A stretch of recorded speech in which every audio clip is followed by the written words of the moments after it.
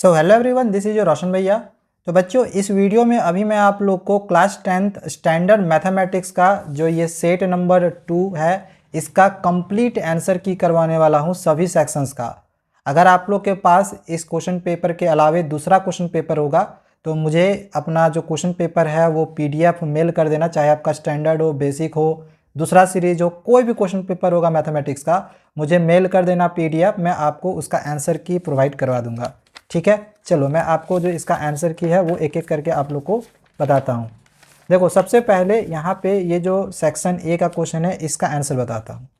देखो, क्वेश्चन में क्या दिया गया कि इन द गिवन फिगर, यहाँ पे फिगर दिया गया, बोला गया PT जो है टेंजेंट है to a circle with centre O and TPO, इसका वैल्यू दिया है 35 डिग्री। तो हमें इसकी वैल्यू फाइंड करनी है। आपने क्या पढ़ा है कि अगर कोई एक्सटर्नल पॉइंट से सर्किल में इस तरह से टच होता है तो सेंटर से अगर ये टच होगा तो यहाँ पे बनती है 90 डिग्री, आपने ये पढ़ा हुआ होगा। तो पहले हम क्या करेंगे, यहाँ तो 90 हो जाएगा, हम इस एंगल की वैल्यू फाइंड करेंगे। ये ट्रायंगल हो जाएगा, तीनों को जोड़ेंगे 180 के बराबर कर देंगे, इससे ये वैल्यू निकल जाएगा। अब हम इन दोनों को लीनियर पेयर से सॉल्व करके इसकी वैल्यू फाइंड कर सकते हैं। ठीक है, तो हम क्या कर रहे हैं, पहले हम यहाँ पे इसकी वैल्यू फाइंड करेंगे। लिखेंगे कि angle PTO equal to 90 degree, पहले इसकी वैल्यू फाइंड किए। अब हमें इन तीनों एंगल को जोड़ना है। तो ये मेरा कितना दिया गया है 35 डिग्री, ये कितना दिया गया है 90 डिग्री। ये एंगल निकालना है, इसको हम चलो A मान लेते हैं। A एंड इक्वल टू, तीनों को जोड़ेंगे तो 180 के बराबर होता है, ये ट्रायंगल का प्रॉपर्टी होता है। इन दोनों को जोड़ो, कितना होगा 5, 9 और 3 12, 125 degree plus A equal to 180 degree. ठीक, अब 125 उधर घट जाएगा तो A की वैल्यू कितनी हो जाएगी 180 माइनस 125। इसको घटाओ, 10 में 5 घटाएंगे तो 5 होगा, 7 में 2 घटाएंगे तो 5 हो जाएगा, यानी 55 डिग्री निकल जाएगा। ठीक है, हमें इसकी वैल्यू नहीं निकालनी थी, हमें इसकी वैल्यू फाइंड करनी थी।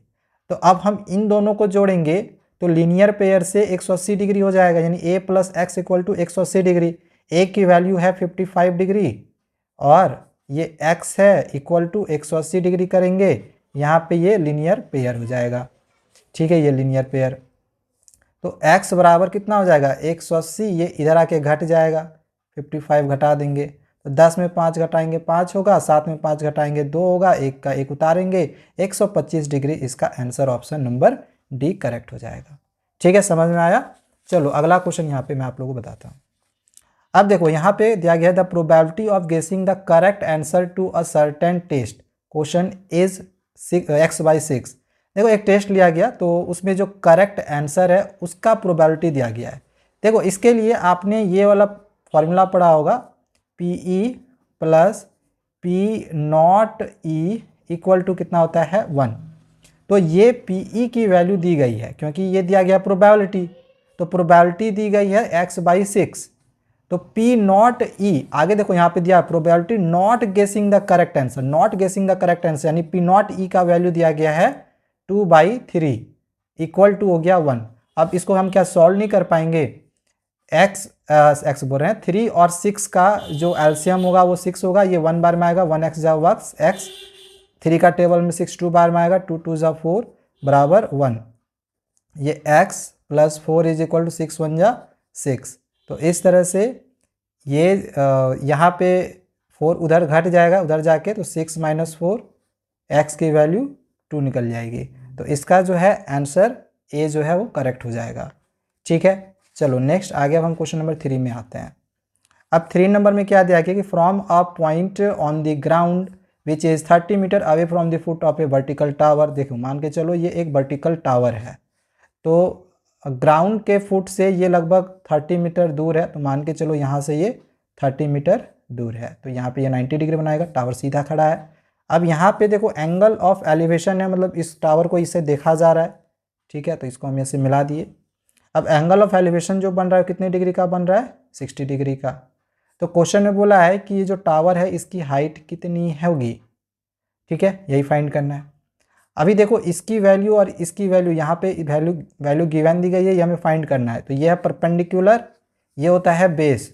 तो P बाई बी किसका फॉर्मूला होता है, टेन थीटा का, टेन थीटा का, थीटा बराबर यहाँ कितना दिया हुआ है 60 डिग्री, तो टेन 60 डिग्री बराबर फॉर्मूला क्या होता है P बाई बी, पी के जगह पे हम H ले रहे हैं एंड B के जगह पे 30 ले रहे हैं, एंड टेन 60 डिग्री का वैल्यू कितना होता है √3, तो √3 H बाई 30 रहने देंगे, क्रॉस मल्टीप्लीकेशन करेंगे तो H का वैल्यू 30√3, ये आपका आंसर निकल जाएगा।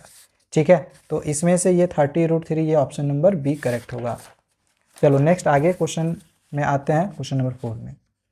अब देखो यहाँ से ये वाला क्वेश्चन, इसमें हमें फाइंड क्या करना है, MON की वैल्यू। ठीक है, MON यानी कि इसकी वैल्यू हमें फाइंड करनी है। अभी देखो ये टेंजेंट है, ठीक है, ये यहाँ पे सेंटर है, सेंटर से इस टेंजेंट पे टच कर रहा है, तो ये पूरा 90 होगा। यहाँ से यहाँ 70 दिया है, हम क्या करते हैं पहले इस एंगल को फाइंड करते हैं, तो इसको मान लो x मान लिए, और ये पूरा होता है 90, पूरा यहाँ से यहाँ तक 90, तो दोनों को जोड़ेंगे तो ये 90 के इक्वल आएगा, x + 70 = 90, इतना पता होगा। अब 70 को उधर घटा देते हैं अगर हम, तो 90 - 70, x की वैल्यू निकल जाएगी 20। ठीक, तो ये अगर 20 निकला, x की वैल्यू अगर ये 20 निकला, और अगर ये रेडियस है, ये भी रेडियस है ना, ये भी रेडियस है, ये भी रेडियस है, तो अगर ये साइड बराबर है और ये साइड बराबर है, तो ये दोनों एंगल भी बराबर होगा, मतलब ये भी 20 होगा। ठीक है, आपने पढ़ा होगा कि दो साइड्स बराबर होता है, उसके सामने का जो एंगल होता है वो भी बराबर होता है। अब हम क्या करेंगे, इन तीनों एंगल को जोड़ेंगे और बराबर 180 कर देंगे, क्योंकि ये ट्रायंगल है। तो ये एंगल MON +20 + 20 करेंगे, 20 + 20 बराबर 180 डिग्री, तो ये तो 40 हो जाएगा, 40 = 180 डिग्री। यहाँ पे ये एंगल MON जैसे का वैसे रहेगा, फिर से एंगल MON लिखेंगे, ये उधर घटा देंगे, इधर आ जाएगा, तो 180 - 40 है ना, 40 घटाएंगे तो 140 होगा, तो इसका आंसर ऑप्शन बी होगा। अगला जो क्वेश्चन नंबर 5 है, बोला गया है कि if a pair of linear equation into values consistent, consistent के लिए दो चीज़ होता है, या तो वो इंटरसेक्ट करेगा या तो कोइंसिडेंट होगा, और ये इनकंसिस्टेंट के लिए होता है, तो ऑप्शन डी इसमें करेक्ट होगा। अगला क्वेश्चन नंबर 6 में बोला गया है area of a sector, area of sector का फॉर्मूला क्या होता है, θ/360 × πr²। ठीक है, बोला गया एरिया ऑफ सेक्टर इक्वल है 7/20 area of the circle, area of circle का फॉर्मूला होता है πr², तो ये πr² कैंसिल, ये 0 0 कैंसिल, 2 का टेबल में 18 बार में कट जाएगा, तो थीटा की वैल्यू कितनी हो जाएगी, ये इधर कर दो 126, ये मल्टीप्लाई होगा तो 126 डिग्री होगा, ये ऑप्शन डी करेक्ट हो जाएगा। नेक्स्ट आ जाओ क्वेश्चन नंबर 7 में, बोला गया if a digit is chosen at random from the digits. अब बोला गया है कि then the probability of digit and odd prime number. अब भाई ऑड प्राइम नंबर क्या होता है, तो जिसकी शुरुआत 3 से होती है और आगे जो भी प्राइम नंबर आते जाएगा। ये तो इवन प्राइम है ना, ये है ऑड प्राइम, ये है ऑड प्राइम, ये है ऑड प्राइम, ये है ये सब सारा है प्राइम नंबर। तो टोटल प्राइम नंबर कितने आ रहे हैं, 1 2 3, हमें निकालना है probability getting odd prime number. ठीक है, गेटिंग, यहाँ लिखेंगे गेटिंग ऑड प्राइम नंबर।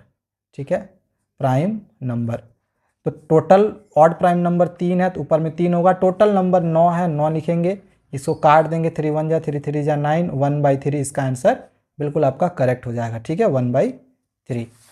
चलो नेक्स्ट आगे का क्वेश्चन का आंसर बताता हूँ। अब अगला क्वेश्चन दिया गया है कि if the diagonals of a quadrilateral divide each other proportionality then it is a, देखो क्या बोला गया कि अगर किसी क्वाड्रिलेटरल का डायगोनल डिवाइड करता है एक दूसरे को प्रोपोर्शनलिटी, तो वो क्या कहलाता है, वो होता है ट्रापीजियम, इसको याद रखना। ठीक है, नेक्स्ट क्वेश्चन नंबर 9 जो है, अब देखो यहाँ पे ए की वैल्यू दी गई है, बी की वैल्यू, सी की वैल्यू, अब ये बनेगा कैसे, देखो सबसे पहले क्या करो, जो ये एलसीएम दिया गया ना 3 7 8 0, इसका पहले फैक्टर कर लो। ठीक है, इस तरह से हम पहले फैक्टर कर लेते हैं। ये हो गया 2 1 जा 2, 2 8 जा 16, फिर 2 9 जा 18, 2 0 जा 0।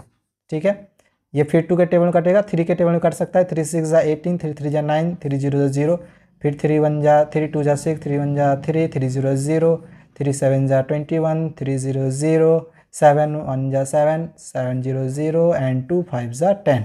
अब देखो यहाँ पे देखो किसका पावर दिया गया है, 3 का पावर x दिया गया है, तो इसमें 3 वाला लो, ये 3 वाला, ये 3 वाला, ये 3 वाला, कितने 3 है 3, तो 3 का पावर x जो था इसको रहने देते हैं, यानी 3 का पावर यहाँ पे 3 आया, इसको लिख दिया, इसमें 3 3 कैंसिल हो जाएगा, x का वैल्यू 3 निकल जाएगा, ये आपका करेक्ट आंसर होगा। अब यहाँ पे दो कॉइन को टॉस किया गया है, तो इसका पॉसिबल आउटकम्स क्या क्या निकलेगा कि या तो हेड टेल होगा, या तो टेल हेड होगा, या तो हेड हेड होगा, या तो टेल टेल होगा, यही पॉसिबिलिटी है। अब क्वेश्चन बोला गया है एट मोस्ट 1 टेल, मतलब ज़्यादा से ज़्यादा एक टेल होना चाहिए, इसकी प्रोबेबिलिटी निकालो। ज़्यादा से ज़्यादा एक ही टेल होना चाहिए, एक से ज़्यादा टेल नहीं होनी चाहिए। तो एक टेल वाला यहाँ पे है, एक टेल वाला यहाँ पे है, यहाँ पे तो टेल है ही नहीं, यहाँ पे तो 2 टेल है, तो इसमें 2 गो आ रहा है, ठीक है। तो प्रोबेबिलिटी इसका जब हम निकालेंगे तो इसका जो प्रोबेबिलिटी निकलेगा 1 2 निकलेगा, टोटल 1 2 3 4 है, नीचे 4 लिखेंगे, इसको काट देंगे, जो भी आएगा ये आपका आंसर निकल जाएगा 1/2। ठीक, चलो आगे क्वेश्चन नंबर 11 में आते हैं। अब यहाँ पे 5 ऑब्जर्वेशंस हैं, देखो 1 2 3 4 5। अब इन पांचों ऑब्जर्वेशंस का जो मीन है ना वो दिया गया है 11। तो आपने एक फॉर्मूला पढ़ा होगा मीन का कि सम ऑफ, ऐसे फॉर्मूला पढ़ा होगा, सम ऑफ ऑल ऑब्जर्वेशन, इसमें 5 है ना, तो यहाँ पे ऑल के जगह पे 5 कर देते हैं, 5 observations by total number of observation, total number of observation, इस तरह से आपने एक फॉर्मूला पढ़ा हुआ होगा, ठीक है। अब ये मीन का फॉर्मूला होता है, मीन कितना दिया हुआ है 11, तो यहाँ पे 11 लिख दिए। सम ऑफ 5 ऑब्जर्वेशन कहने का मतलब क्या है, मैं इसको यहाँ बना देता हूँ, ठीक है। इधर इसमें जो ये पांचों नंबर है x, इसको यहाँ पे लिख लो x, सम कर रहे हैं पांचों ऑब्जर्वेशन का, और क्या है x के बाद x+2, यहाँ पे लिख लो x+2, फिर प्लस, फिर है x+4 और x+6, x+4 प्लस x+6, ठीक है। ये सब सारा नंबर है, टोटल नंबर ऑफ ऑब्जर्वेशन यानी 5 है, 5 लिख दिए, एंड इसका मीन था 11। ये इधर क्रॉस मल्टीप्लिकेशन चला जाएगा, 55 इधर हो जाएगा, इधर 55 होगा, इधर कितने एक्स आ रहे हैं 1 2 3 4, तो ये 4x हो गया। नंबर गिनो कितने हो रहा है, सॉरी x कितना था 1 2 3 4 ही था, चलो ठीक है। नंबर गिनो कितने हो गए 4 2 और 4 6 6 6 12, ठीक है। 1 2 3, अच्छा 4 ही ऑब्जर्वेशन आया, एक ऑब्जर्वेशन हम लोग का कोई छूट रहा है, 1 2 3, अच्छा x+8 छूट रहा है, वही मैं सोच रहा कहीं गलती हो रहा था, x+8 छूट रहा है, तो हम आगे भी ऐड कर सकते हैं, पीछे भी ऐड कर सकते हैं, कोई दिक्कत नहीं है, ऐड ही करना है ना।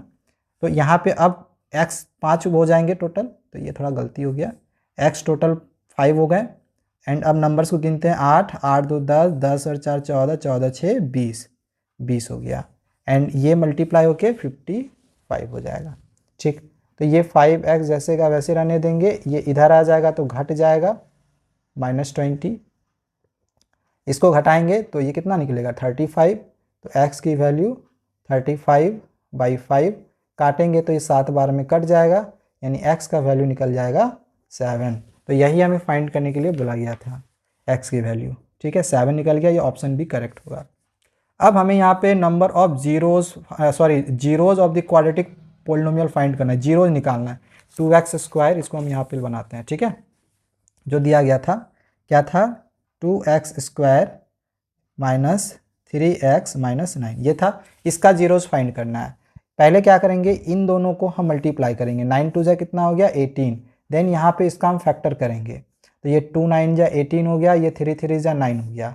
अब हमें कुछ ऐसा इसको मल्टीप्लाई और फिर घटाएंगे या जोड़ेंगे कि हमें -3 लाना है। कैसे -3 आ सकता है, तो अगर हम 3 2 जा 6 करें एंड 6 में 3 घटाएं तो 3 आ जाएगा, मतलब 6 में 3 घटाएंगे तो 3 आ जाएगा, ठीक है। बट हमें यहाँ पे -3 लाना है, इस वजह से क्या करते हैं, इसको माइनस कर देते हैं, इसको प्लस कर देते हैं, ठीक है। इससे क्या होगा -3 आ जाएगा। तो ये जो आया ना, इसमें बस x लगा के इस -3x की जगह पे इसको यहाँ पे रख देंगे, तो ये हो जाएगा 2x², फिर इसको लिखेंगे -6x प्लस 3x, फिर -9, एंड जीरोज निकालना था इसलिए बराबर 0 कर देंगे। अब अगर हम यहाँ से कॉमन निकाले, क्या निकलेगा कॉमन 2x, तो एक x यहाँ बचेगा, -2 3 जा 6, यहाँ से 3 कॉमन निकलेगा तो x 3 3 जा 9 बराबर 0 होगा। देखो x माइनस थ्री यहाँ पे ये मिल गया एंड 2x प्लस 3 यहाँ पे इस तरह से बच गया, इसको रहने देंगे। अब जीरो निकालने के लिए इसको एक साथ लेंगे, x माइनस थ्री बराबर 0 एंड 2x प्लस 3 बराबर 0। तो -3 जब उधर चला जाएगा तो +3 हो जाएगा एंड यहाँ पे ये जो +3 है उधर जाके -3 हो जाएगा और ये जो x के साथ 2 लगा हुआ ये नीचे आ जाएगा। तो यहाँ पे जीरोस कितना निकला 3 और -3/2, 3 और -3/2, 3 और -3/2 ऑप्शन ए करेक्ट होगा। ठीक है, चलो नेक्स्ट अगला यहाँ पे क्वेश्चन नंबर 13 को देखो क्या बोला गया है। Maximum number of common tangents that can be drawn to two circles intersecting at two distinct points. अब कहने का मतलब है कि मान के चलो ये एक सर्किल बनाया हमने और एक सर्किल और हमने बनाया है, तो ये दोनों सर्किल जो है ये 2 पॉइंट पे कहीं पर भी इंटरसेक्ट होना चाहिए। आप ऐसे बनाओ, आप ऐसे बनाओ, लेकिन ये 2 जगह पे इंटरसेक्ट होना चाहिए। तो बता बोला कि इसमें कितने मैक्सिमम नंबर ऑफ टेंजेंट्स हम कॉमन ड्रॉ कर सकते हैं। तो देखो इसको टच करता हुआ ऐसे जा सकता है, इसको टच करता हुआ ऐसे जा सकता है, ऐसे भी यहाँ पर भी यही चीज़ हो सकता है। तो हम केवल 2 टेंजेंट्स ही बना सकते हैं, तो इसका आंसर जो है ऑप्शन सी सही होगा। ठीक है, चलो अब यहाँ पे देखो, अब दे दिया गया है in triangle A B C D E parallel है बी सी का। चलो ठीक है, अब ए डी का वैल्यू यहाँ पे देखो 2 दिया गया है, ए डी का वैल्यू 2 है, बी डी की जो वैल्यू है ये 3 है एंड बी सी की वैल्यू जो है वो 7.5 सेंटीमीटर है। ठीक है, देखो ये जो ट्रायंगल ए डी ई है और ये जो ट्रायंगल ए बी सी है ये दोनों ट्रायंगल सिमिलर है। ठीक है, तो सिमिलर है इस वजह से हम जानते हैं सिमिलरिटी का कंडीशन क्या होता है कि कॉरस्पॉन्डिंग साइड्स प्रोपोर्शनल में हो जाता है। ठीक, तो हमें फाइंड क्या करना है, डी ई ये फाइंड करना है। तो इस साइड का कॉरस्पॉन्डिंग साइड्स ये होगा, यानी कि हम लिख सकते हैं D E by B C. ठीक है, कॉरस्पॉन्डिंग साइड्स ये होगा, इन दोनों को रेशियो में ले लिए। ठीक, अब इसी प्रकार से पहले हम इसमें डी ई कौन सा ट्रायंगल में लिए हैं, छोटा वाले ट्रायंगल में। ठीक, तो छोटे वाले ट्रायंगल में कौन सा वैल्यू दिया गया है, ए डी का, तो ए डी लिखते हैं यहाँ पे एंड बड़े वाले ट्रायंगल में इसका कॉरस्पॉन्डिंग साइड्स इधर वाला होगा। पूरा का वैल्यू कितना है, 3 और 2 5, तो यहाँ पे 5 लिख लेंगे। ठीक है, अब डी ई की वैल्यू ये हमें फाइंड करनी है, या फिर इसके जगह पे हम ए बी भी लिख सकते थे। चलो यहाँ पे ए बी रहने देते हैं। डी ई की वैल्यू हमें फाइंड करनी है, बी सी की वैल्यू 7.5 दी गई है, ए डी की वैल्यू 2 है और ए बी की वैल्यू पूरा 3 और 2 5 है। ठीक है, इसको क्रॉस मल्टीप्लिकेशन करेंगे तो 5 डी ई होगा, यहाँ पे इधर सॉल्व कर लेते हैं। 5 डी ई होगा, 5 डी ई एंड ये दोनों मल्टीप्लाई करेंगे तो 2 × 7.5 होगा। ठीक है, 5 नीचे आ जाएगा तो डी ई की वैल्यू 2 × 7.5/5 होगा।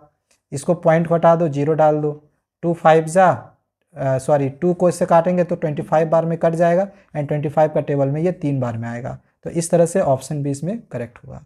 ठीक, क्वेश्चन नंबर 15 देखो, इसको ना कॉपी में बनाते हैं हम। ठीक है, कॉस थीटा का वैल्यू √3/2 है, कॉस थीटा का वैल्यू कितना है, √3/2। ठीक है, इसको यहाँ पे लिखते हैं, कॉस थीटा की वैल्यू दी गई है √3/2।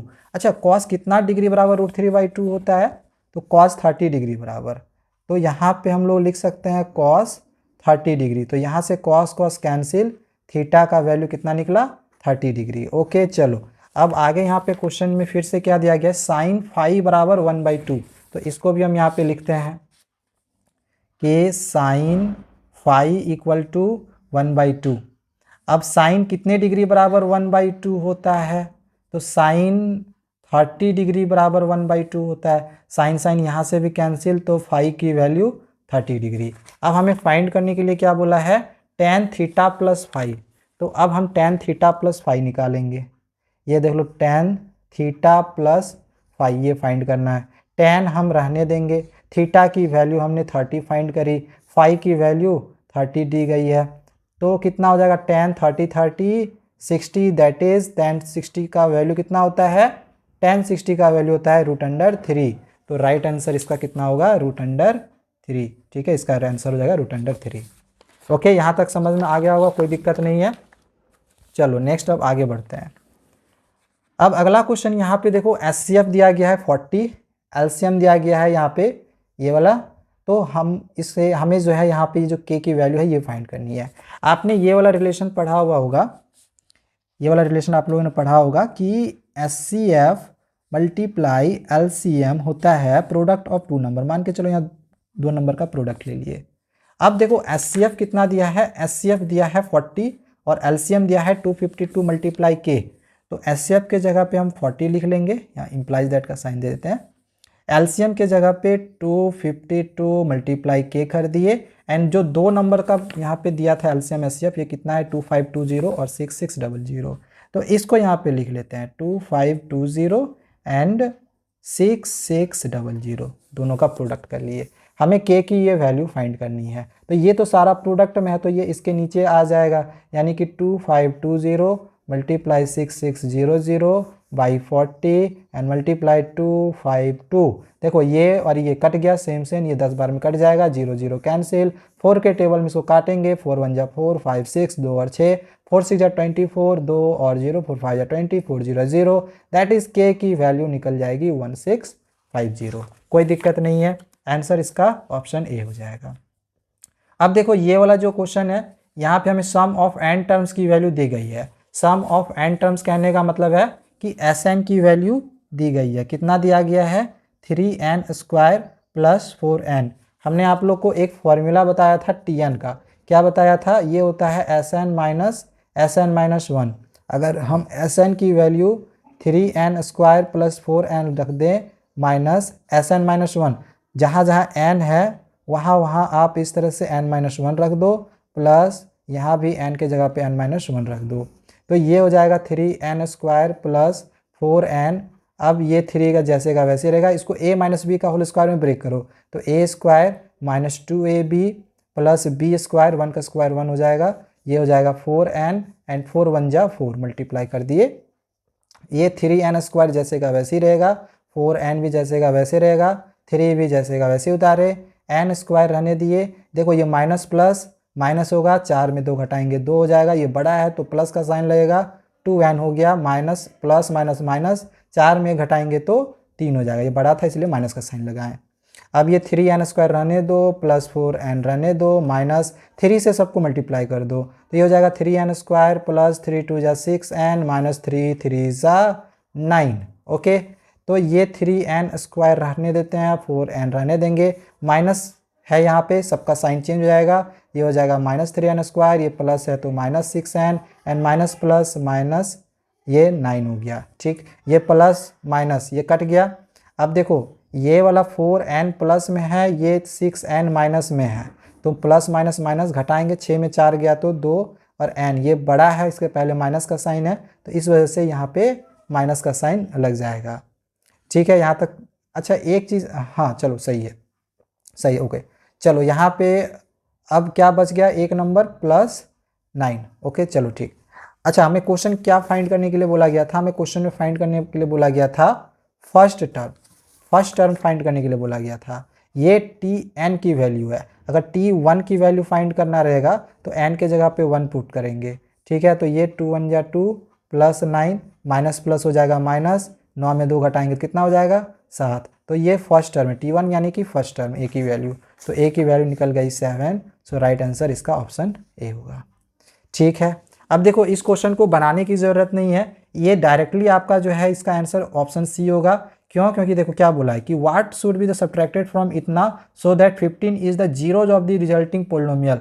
जो जीरोज ऑफ द ये 15 जो होगा zeros of the resulting polynomial होगा। इसके लिए क्या करो कि ये जो 15 प्लस में है ना, तो x का बराबर 15 होगा, ऐसे ये अगर इधर कर देंगे तो x माइनस 15 बराबर 0 होगा। अब x माइनस 15 से इसको डिवाइड कर दो, ऐसे इसको ना ऐसे डिवाइड कर दो, तो जब आप इसको डिवाइड करोगे ना तो रिमाइंडर जो है ना वो आप लोग का 15 निकलेगा, तो इस वजह से इसका आंसर 15 होगा। ठीक है, चलो आगे बढ़ते हैं। नेक्स्ट यहाँ पे अब असर्शन रीजन का क्वेश्चन दिया हुआ है। अब देखो यहाँ पे इस असर्शन रीजन के क्वेश्चन को पहले बनाते हैं। देखो यहाँ पे क्या दिया गया है, in a cricket match a batsman hits a boundary 9 times out of 45 balls. तो अगर हम इसका प्रोबेबिलिटी निकालेंगे किसका, बाउंड्री हिट करने का, तो 9 टाइम हिट किया टोटल 45 बॉल्स में, इसको काटेंगे 9 1 जा 9, 9 5 जा 45, तो PE मेरा निकला 1/5। एंड यहाँ पे बोला गया है बॉल नहीं हिट करने का P0E का वैल्यू यानी कि दिया हुआ है 4/5। ये कितना दिया है? P0E का वैल्यू दिया है 4/5। तो क्या ये सही है? इसके लिए हम ये वाला फॉर्मूला यूज़ करेंगे, PE plus P0E equal to 1। तो PE इज इक्वल P0E बराबर ऐसे हम लोग लिख सकते हैं फॉर्मूला में 1 माइनस PE, ये फॉर्मूला होता है। अब ये 1 रहने देंगे, PE की वैल्यू कितनी निकली है? 1/5। इसके नीचे कुछ नहीं है, 1 डाल देते हैं। इसको सॉल्व करेंगे, 1 और 5 कैल्शियम 5, 1 के टेबल में 5 5 बार में आएगा, 5 लिखे, 5 के टेबल में 1 5 1 बार में आएगा, 1 1 जा 1, इसको घटा लो, ये हो जाएगा 4/5। दैट इज़ ये बिल्कुल करेक्ट दिया है। तो assertion is true and formula भी सही है, तो ये भी ट्रू, तो दोनों ट्रू, दैट इज़ कि ऑप्शन ए करेक्ट होगा। ठीक है, नेक्स्ट क्वेश्चन नंबर जो 20 है, नेक्स्ट क्वेश्चन नंबर 20, देखो इसको आपको सेक्शन फार्मूला से पहले सॉल्व करना पड़ेगा। सेक्शन फार्मूला सर क्या होता है? यहाँ पे देखो सेक्शन फार्मूला दिया हुआ है, तो ये जो है बिल्कुल रीज़न जो है ना, ये आपका बिल्कुल ट्रू दिया गया, रीज़न ट्रू दिया गया। तो यहाँ से हम पहले क्या करते हैं, पहले हम सेक्शन फार्मूला से सारी वैल्यू को ना पुट करके देखते हैं। पुट करने के बाद देखते हैं कि ये जो कोऑर्डिनेट है ये आ रहा है या नहीं आ रहा है। ठीक है, तो फॉर्मूला क्या था यहाँ पे देख लो, फॉर्मूला क्या था, यहीं से दिखा देता हूँ मैं आपको। फॉर्मूला था mx2। m क्या है? ये वाला रेशियो, ये है m की वैल्यू, m1 की वैल्यू, ये है m1 की वैल्यू एंड ये है m2 की वैल्यू। सारी वैल्यू को ना हम यहीं पुट कर देते हैं। m1 की वैल्यू कितना है? अच्छा, ये है x1 की वैल्यू, ये है x2 की, सॉरी ये y1 की है, ये y1 की, ये x2 की, ये y2 की। तो m1 के जगह पे 1 है, मल्टीप्लाई x2 के जगह पे -1 है, प्लस m2 के जगह पे 2 है, मल्टीप्लाई x1 के जगह पे 1 है, by m plus n, m1 plus m2, यानी ये दोनों को यहाँ पे हम ऐड कर देंगे। जिस तरह से हमने x वाला किया इसी तरह से y वाला भी हम यहाँ पे करेंगे। m1 के जगह पे 1 लिखेंगे, मल्टीप्लाई y2 के जगह पे 1, प्लस फिर m2 के जगह पे 2, मल्टीप्लाई y1 के जगह पे y1 2 एंड बाई 1 प्लस 2 यानी कि m1 प्लस m2। ठीक, इसको सॉल्व करो, -1 प्लस 2 1 जा 2, तो 2 में 1 घटाएंगे तो 1 हो जाएगा, यानी कि 1/3 होगा, प्लस में होगा क्योंकि ये बड़ा है, 2 1 जा 2, 2 बड़ा है। एंड यहाँ पे हो जाएगा 1 1 जा 1 और 2 2 जा 4, यानी 4 और 1 5, 5/3। तो यहाँ पे देख रहे हैं मेरा जो आंसर है 1/3 और 5/3 आया, जबकि यहाँ पे -1/3 है, माइनस है, ध्यान दो माइनस है, तो इस वजह से ये वाला मैच नहीं कर रहा है, तो असर्शन मेरा फॉल्स है। तो असर्शन फॉल्स और reason true, assertion false reason true, option D जो है आपका इसमें करेक्ट होगा, ऑप्शन डी। ठीक है, नेक्स्ट अगला क्वेश्चन में आ जाते हैं। सेक्शन ए के सारे क्वेश्चन हो गए, सेक्शन बी के क्वेश्चन करवाता हूँ। देखो इवेल्युएट करने बोला है, पहले यहाँ पे सेक 45 डिग्री है, देखो सेक स्क्वायर 45 डिग्री है, सॉरी सेक 45 डिग्री का वैल्यू कितना होता है? तो ये होता है √2। ठीक, तो स्क्वायर है तो यहाँ पे हम ऐसे स्क्वायर कर देंगे, -tan स्क्वायर 45 डिग्री है। अब tan 45 का वैल्यू होता है 1, स्क्वायर है तो स्क्वायर कर देंगे, बाई में साइन स्क्वायर फिर 45 है, तो साइन 45 का वैल्यू भी होता, साइन 45 का वैल्यू होता है 1/√2। ठीक है, इसमें भी इस तरह से स्क्वायर है तो स्क्वायर कर देंगे, तो इसका स्क्वायर करेंगे √2 का तो 2 हो जाएगा, -1 का स्क्वायर 1 होगा, एंड 1/√2 का स्क्वायर 1/2 हो जाएगा। इसको घटाओ तो 2 में घटाएंगे तो 1 होगा, ये 2 जो है ना ऊपर चला जाता है, तो इस तरह से इसका आंसर केवल 2 हो जाएगा। ठीक है, अब इसमें बोला है find relation between x and such that the point इतना इक्विडिस्टेंट है। देखो इसका मैं ना सॉल्यूशन यहाँ पे करता हूँ। ओके, बोला गया है कि ये जो PXY है, ये PXY ये इक्विडिस्टेंट है। जैसे मान के चलो ये एक पॉइंट है PXY, ये A और B दोनों से बराबर दूरी पर है, यानी कि PA और PB बराबर होगा। और A का जो कोऑर्डिनेट है, क्वेश्चन देख लो गिवन, अपना क्वेश्चन देख लेना, मिला लेना, 7 और 1 होगा, एंड B में 3 और 5 होगा। तो अगर हम डिस्टेंस फार्मूला से पहले PA निकालें, अगर हम डिस्टेंस फार्मूला से पहले PA निकालेंगे तो डिस्टेंस फार्मूला का फॉर्मूला क्या था? डिस्टेंस फार्मूला √x2 - x1 का होल स्क्वायर। अगर x2 7 ले ले, x1 x ले ले, इसका होल स्क्वायर होगा, प्लस y2 - y1 का होल स्क्वायर, ये है y2 y1, तो 1 माइनस वाई का होल स्क्वायर इक्वल टू, ये निकाले, इसी तरह पी भी निकालेंगे तो इसका भी स्क्वायर। इसी प्रकार से यहाँ पर भी 3 माइनस एक्स का होल स्क्वायर हो जाएगा प्लस 5 माइनस वाई का होल स्क्वायर हो जाएगा। अब इसको बस सॉल्व करते जाओ, इसको बस सॉल्व करते जाओ। दोनों साइड तरफ अगर हम स्क्वायरिंग कर ले तो रूट हट जाएगा, तो रूट को हम डायरेक्ट हटा देते हैं। इसको a माइनस बी का होल स्क्वायर में ब्रेक करते हैं तो 7 7 जा 49 a square plus B square plus 2a भी होता है तो 2 7 जा 14x। इसी तरह इसको भी a माइनस बी का होल स्क्वायर में ब्रेक करेंगे तो 1 a का स्क्वायर 1, 1 का स्क्वायर 1 हो जाएगा, b के जगह पे y है, y का स्क्वायर हो जाएगा यहाँ पे minus 2ab, 2 multiply 1 multiply y यानी 2y हो जाएगा। बिल्कुल इसी प्रकार से यहाँ पर भी 3 3 जा 9 plus x square minus 6x plus 25 इसका हो गया यहाँ पे, ठीक है। इसको करना है अब plus 25 plus Y square and 2 5 जा 10y हो गया। मतलब कुछ नहीं किया है, सिर्फ a माइनस बी का होल स्क्वायर में इसको हम ब्रेक कर दिए हैं। अब देखो इक्वल टू के इधर भी एक्स स्क्वायर है उधर भी है काट दिए,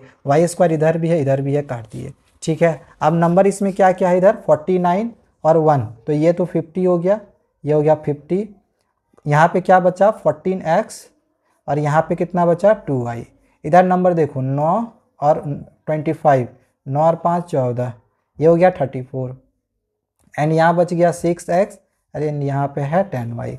हम क्या करते हैं नंबर को सारा उधर कर देते हैं, xy को सारा इधर कर देते हैं तो ये 14x, x वाला इधर आ जाएगा तो 6x हो जाएगा, प्लस माइनस में है प्लस हो जाएगा एंड इसी तरह से माइनस 2y इधर, ये प्लस 10 आया माइनस 10 इधर आया तो प्लस 10y हो गया एंड 34 रहने दो एंड प्लस 50 इधर आ जाएगा तो माइनस 50 हो जाएगा, ठीक है।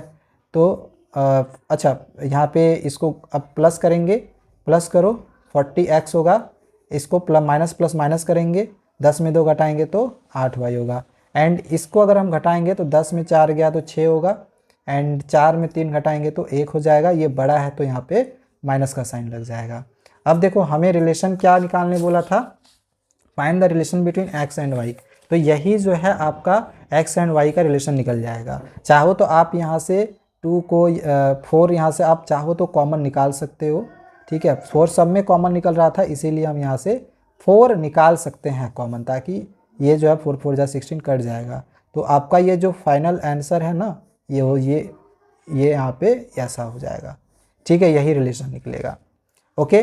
तो इसका जो आंसर है ये आपका 5x minus 2y equal to -4 निकला। अब देखो ये वाला जो क्वेश्चन है बिल्कुल मैं यहाँ पे ये क्वेश्चन मैं सिर्फ आपको समझा दे रहा हूँ, मैं बनाऊंगा नहीं क्योंकि ये हमने ऑलरेडी बना दिया, दोनों में इसको एक ही बनाना था। देखो यहाँ पे a ले लिए, a पॉइंट -1 और y एंड b ले लिए यहाँ पे 5 और 7 और सेंटर पे ये कितना है 2 और -3y, ठीक है। अब ये जो क्वेश्चन है ना ये बहुत ही सिंपल है कि हम मिड पॉइंट फॉर्मूला का यूज़ करके बना सकते हैं। देखो ये y वाला को अगर आप इक्वेट करोगे, जैसे y वाला ये, ठीक है, ये और ये y वाला है, तो y वाला को अगर आप इस तरह से जोड़ दो x1 plus y1 plus y2 y का यहाँ पे देखो कोऑर्डिनेट कितना दिया हुआ है, y का कोऑर्डिनेट दिया हुआ है -3y। बस इसको सॉल्व कर दो आंसर आ जाएगा। 9 और 7 16 बटा 2 -3y, ये काटेंगे तो 8 बार में कट जाएगा तो y की वैल्यू 3 नीचे आ जाएगा 8 के तो -8/3 होगा। तो ये आपका आंसर निकल जाएगा y का। वहीं इसका रेडियस भी निकालने के लिए बोला है तो इस y के जगह पे अगर आप इसको पुट कर दो -8/3 तो रेडियस भी निकल जाएगा, ठीक है। रेडियस निकल जाएगा, कैसे निकलेगा, तो ये 2 हो जाएगा, माइनस माइनस ये प्लस हो गया, ये 8। इसका हमने कोऑर्डिनेट फाइंड कर लिया। रेडियस निकालने बोला है मतलब पूरा आपको यहाँ से यहाँ निकालने बोला है, ओके। तो y की जो वैल्यू हमने यहाँ पे पुट किया ना, आप इसको डिस्टेंस फॉर्मूला का यूज़ करके रेडियस निकाल सकते हो, ठीक है। इसको मैं यहाँ पे स्किप कर रहा हूँ क्योंकि इसको हम ऑलरेडी बना चुके हैं। एंड अब इस क्वेश्चन में आ जाते हैं। बोला गया है कि जानते हैं कि जो वेल सफर्ड पैक होता है, मतलब कार्ड होते हैं, टोटल 52 होते हैं। तो प्रोबेबिलिटी निकालने के लिए बोला गया है क्वीन का हर्ट टोटल कई होगा, एक ही ना होगा, और टोटल कितने हैं 52, तो 1/52 आंसर हो जाएगा। क्वीन का हर्ट एक ही होगा। अब बोला गया है जो जैक नहीं होगा, तो जैक टोटल 4 होगा, टोटल जैक 4 होता है, तो जो जैक नहीं होगा तो 52 में से 4 घटा दो कितना होगा 48, 48 जैक नहीं होगा।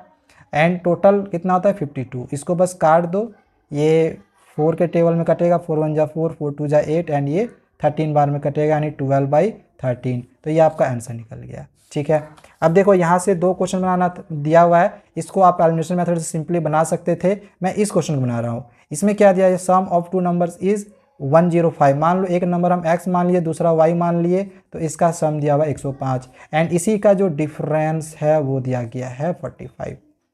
तो बाकी 2 नंबर क्या होगा, इसको अगर हम काट दे तो ये x और x 2x होगा, इसको जोड़ दो, 5 5 10, 4 और 1 5, 150 होगा। x की वैल्यू 2 नीचे आ जाएगा, तो x की वैल्यू काटेंगे 2 5, इसको काटेंगे ना तो 75 बार में कट जाएगा, तो x का 75 निकला। अब इस x को यहाँ पे पुट कर दो, इसकी वैल्यू x की वैल्यू 75, 105 में अब 75 घटा दो तो y की वैल्यू निकल जाएगी। तो 5 में 5 घटाएंगे 0, 10 में 7 गया 3, तो ये आपका आंसर निकल जाएगा। बहुत ही आसान सा ये क्वेश्चन था। ठीक है, अब ये भाई देखो ये प्रूफ करना है, ये भी बहुत ही आसान है। देखो कंडीशन आपको यहाँ पे 2 तो ऑलरेडी दे रखा है। ठीक है, अब ये एंगल और ये एंगल बराबर खाली कर दो कि एंगल AEB बराबर है एंगल DEC का। बाकी 2 कंडीशन यहाँ पे दिया हुआ है, तो साइड एंगल साइड से ये दोनों सिमिलर हो गया। बहुत ही आसान है। ठीक है, इसमें कुछ करना ही नहीं था। नेक्स्ट अगला जो यहाँ पे सेक्शन C के क्वेश्चन आंसर्स हैं, इसको हम अगले वीडियो में समझेंगे। तब तक ना चैनल को सब्सक्राइब करके रख लेना, मैं आपको पूरा ये जो क्वेश्चन आंसर्स है ना पूरा आप लोग को अगले वीडियो में समझा दूंगा। ठीक है, जितने भी यहाँ पे केस बेस्ड क्वेश्चन हैं ये सब सारे ही। ठीक, चलो बाय बाय, मिलते हैं दूसरी वीडियो में।